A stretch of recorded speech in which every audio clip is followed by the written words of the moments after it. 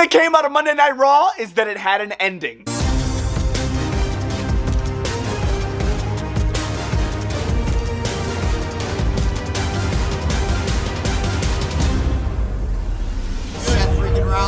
is Bretto Live on YouTube. My name is Bretto Live, and today we are going to be talking about Monday Night Raw and Friday Night SmackDown from this past week. This is the Week in Review, episode 322. Absolutely insane that we're even over 300 episodes. We are going to start off with Midday Night Raw. This Raw was like sometimes at points like unwatchable. Oh, I want to turn it off so bad. Like this Raw made me second guess being a WWE fan. I can't be the only one. I cannot be the only one unless I'm overreacting, but this was a horrendous show to watch. Let's talk about it. Liv Morgan is back. We pretty much know who's going to face John Cena in his final match, so we got answers on this episode of Raw, but not the answers we were probably looking for. Let's dive in. We started off with a really promising beginning. Dominic Mysterio and Liv Morgan pull up in the Lucha Lowrider. This is when WWE shows like those little video clips of the superstars entering the arena. It was very cool. Liv returning at Survivor Series War Games. Here she is on her first appearance back on Monday Night Raw, pulls up in the Lowrider. This was fire and such a promising beginning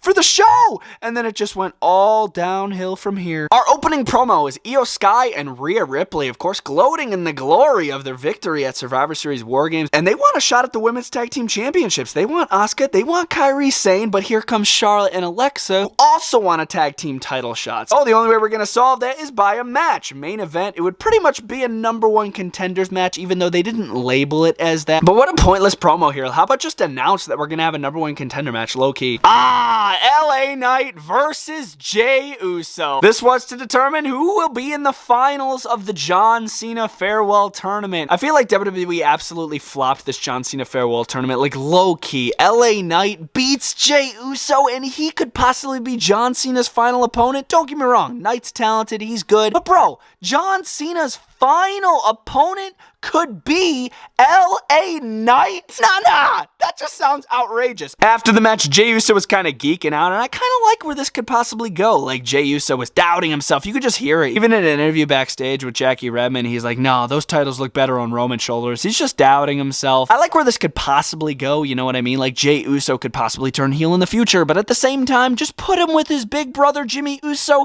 and make them tag team champions. The Judgment Day is back and in full force. Liv Morgan making her return promo here with a statement. Dom is once again Intercontinental Championship, and according to Liv, Judgment Day is back on the rise. She was going down the list saying, yeah, the Judgment Day is kind of in shambles, I've heard you guys haven't been doing that well. I am surprised they did not book Liv Morgan to get in the face of Roxanne, because Roxanne kind of replaced Liv Morgan when she was gone. She wants all the gold. They're coming for everything that's theirs, according to Liv. And then she randomly slaps Dom right in the face and then hugs him. Very interesting relationship they have going on there, but obviously they don't actually kiss. Really happy that Liv Morgan's back, but let's do something big here. Let's do something big with her. I really like Liv. I don't think I've ever cringed this much watching one of these WWE video packages with Natalya and Maxine Dupree in the Heart Dungeon training. This was so freaking cringe. I almost died, bro. I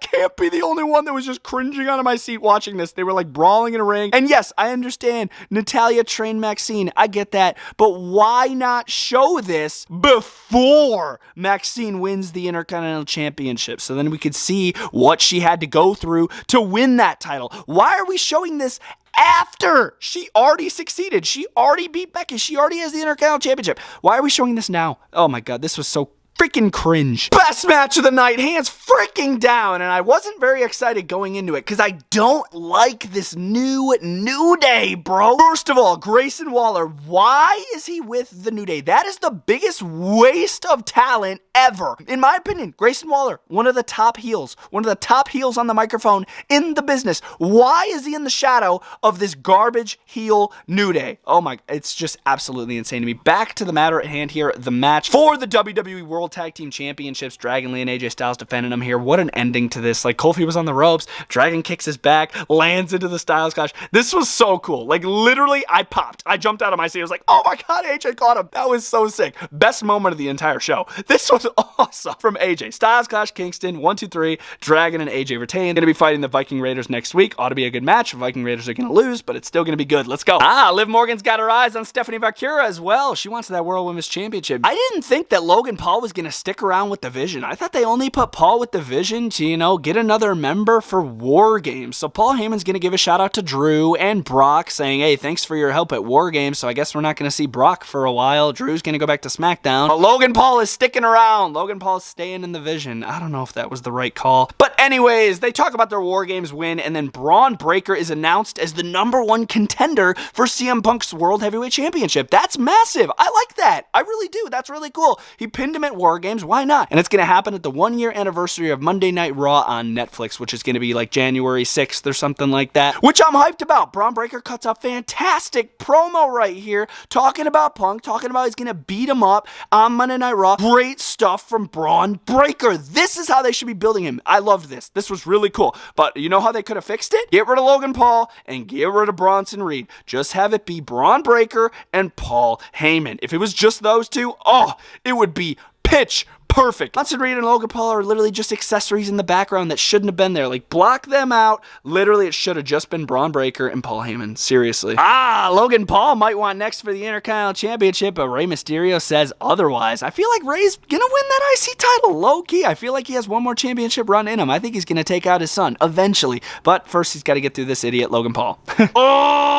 I am so angry about this. Literally the beginning of the John Cena farewell tournament, when they announced all the members of the tournament, right when I heard Gunther's name, I knew it. I was like, oh my God, they're gonna do it again. He retired Goldberg, now he's gonna retire the never seen 17 John Cena. I'm pissed. This is just so predictable. This is so annoying. Gunther fought Solo Sikoa one-on-one to possibly advance here to the finals of the John Cena tournament. Tala Tonga was on ringside and he kind of got involved a little bit, so Gunther was able to fend him off, give him a low blow, which was interesting, and then he also low blow Solo Sikoa in this match. Like, that's so odd. Like, Gunther shouldn't have to do that. I know the referee wasn't looking, but yeah, he low blowed Solo, would finish him off and pin Solo 1, 2, 3. I was like, bro, like, God, bro. I literally predicted Gunther right when they announced that he was having a match up against Javon Evans. I was like, yep, Gunther's gonna win the entire tournament. He's gonna win the entire freaking thing. Has to fight LA Knight this Friday on SmackDown. We'll talk about that here in a few, but dang it, man. Gunther, I think you could hear a pin drop during this match, by the way. This is interesting. Adam Pearce, he's curious about that masked person that interfered in the War Games match this past Saturday. And he told one of the referees, he's like, hey, if you're in the locker room, you know, just keep your head down, keep your ears open, and see if you hear anything about this. I guess they're saying Seth Rollins didn't have his arm sling on. He was backstage at War Games. It wasn't Seth Rollins. Why would Seth Rollins help the Vision? The Vision screwed him. The Vision literally put him out of action. Why would he help the Vision? Nobody is buying that it's Seth Rollins. I don't know why they're trying to trick us here. It's not Seth. We know this, bro. People are saying Austin Theory, and if it is Austin Theory, that is the worst decision in history. Austin Theory should be a top-tier face on Monday Night Raw if he returns, not part of the Vision. And our main event of the show, it was Alexa Bliss and Charlotte going up against Io Sky and Rhea Ripley. Pretty solid tag team match here, low-key. Alexa Bliss has literally a pitch-perfect Sister Abigail. She absolutely nails that. I love how she turns it into like a DDT kind of at the same time. It's really cool. This match was getting going. It was rolling. And then the Kabuki Warriors came out. They caused a disqualification. They literally just jump in the ring and start beating them up. I'm like, what are you doing? I wanted to see a finish to that. Ding, ding, ding, ding, ding. Disqualification. But then here comes the Judgment Day. Raquel, Roxanne, and Liv. Remember what they said in their promo? They want to take everything. So they're going to absolutely annihilate everybody here, and Liv Morgan, Roxanne Perez, and Raquel Rodriguez, and Monday Night Raw on top. I actually found that pretty cool. Judgment Day's back up on top.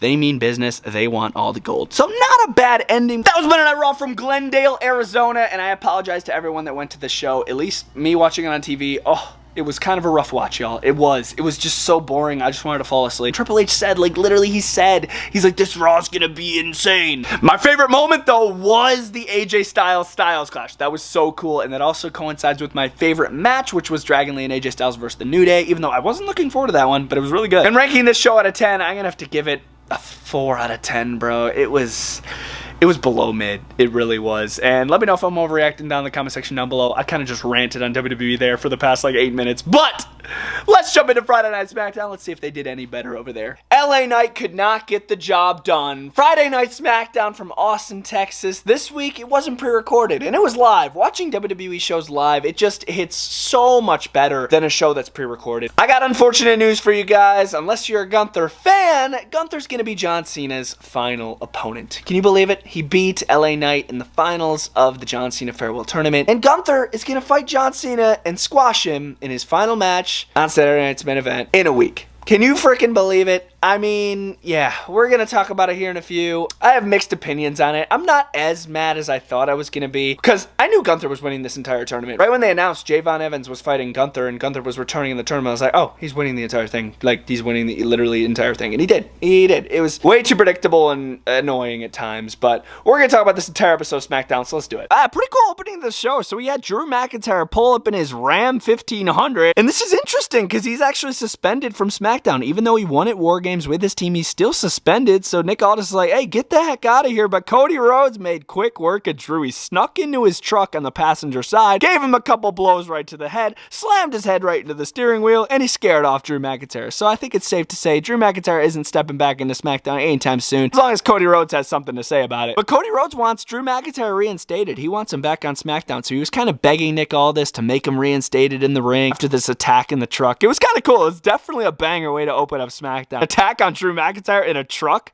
Pretty cool. So I guess Cody Rhodes ain't done with Drew McIntyre yet. Another week, another dodge by Ilya Dragunov. For whatever reason, he still does not want to face Tommaso Ciampa, so Carmelo Hayes steps up to the plate. Carmelo versus Ilya and Loki. I was pulling for Carmelo. I was like, ooh, this might be a good time to put that championship on Carmelo Hayes. Did WWE do it?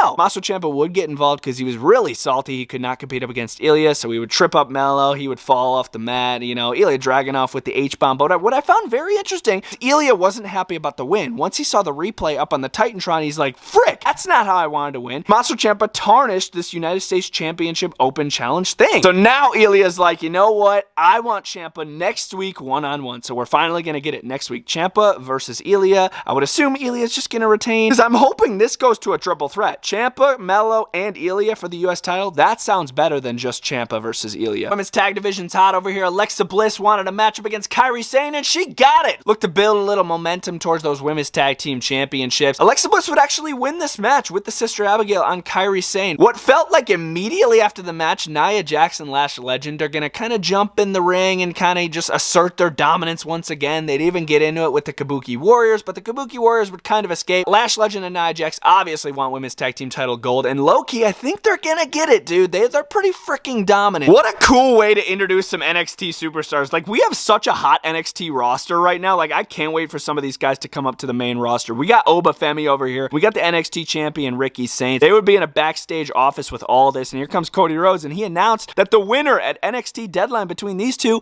will fight him at the Saturday Night main event on John Cena's final match. That's awesome, bro. Whether it's Oba or whether it's Saints, like, I literally don't care. Either man, it's gonna be an amazing matchup between Cody Rhodes and whoever wins. It's literally gonna be amazing. My worry continues. When Jade Cargill beat Tiffany Stratton for that women's championship, I was super duper worried. I was like, she's gonna have a boring title reign, isn't she? She's not gonna do anything with that title, and it continues another week of SmackDown, and I'm still bored of this title reign. She fought Alba Fire one-on-one. You had Chelsea Green on ringside, and Chelsea kind of got scared away by Julia and Kiana James, who kind of fought her, so Alba had no backup. Jade's gonna deck Alba Fire. After the match, Jade's gonna be backstage and kind of get into a B-Fab again, and then Michin stepped in, so they're gonna set up a match between Jade and one of these women, probably B-Fab next week or something like that. Who cares? I'm bored. Maybe Jade just doesn't have the women to work with. I don't know, but it's just been a boring title reign, and this B-Fab stuff, I'm definitely not interested.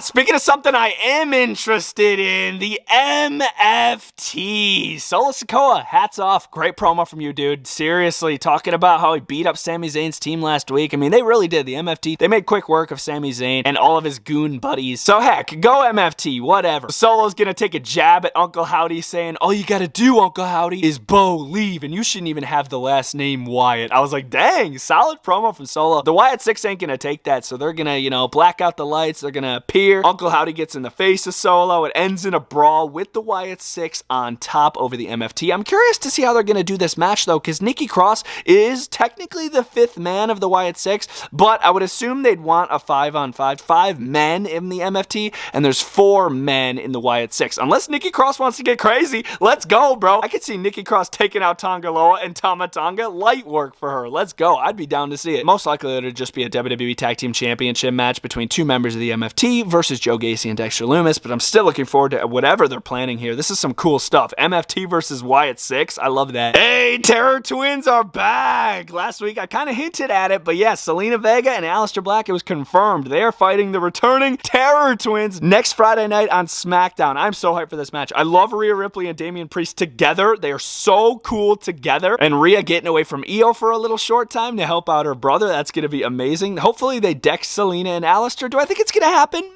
Maybe. That's kind of a tough call because they're trying to build up Aleister Black and Selena Vega, so I don't know if they could beat them, but it's going to be a good match anyways. On our main event of SmackDown, I was worried about this one, guys. LA Knight versus Gunther. This entire match, I was rooting for LA Knight. He was our final hope, our only hope to not have Gunther be John Cena's final opponent in DC at Saturday night's main event, but it's official. LA Knight got tapped out by Gunther with a modified like cross-face submission, and Gunther is John Cena's final opponent. Can you believe it? Once again, I kind of mentioned in the beginning already, but right when WWE announced that Javon Evans was coming up from NXT to fight Gunther in the first round of the tournament, I predicted it. I was like, Gunther is winning this entire dang tournament. I knew it, and I'm not ultra mad about it. I'm just disappointed. I feel like they could have done a lot more with John Cena's final match, maybe something including The Rock, something like that. But yeah, it's gonna be Gunther. Gunther's gonna squash him, and Cena's gonna put him over. That's pretty much everything that's gonna go down. Hate to spoil it for you, but that's how it's gonna go down. It is what it is. It is what it is, you know? I mean, I could go in deep conversation about John Cena's farewell tour and say how much I was disappointed with it, but I'm not gonna do that. I'll save that for a different video. But yes, Gunther is John Cena's final opponent at the Saturday main event in a week. Yeah.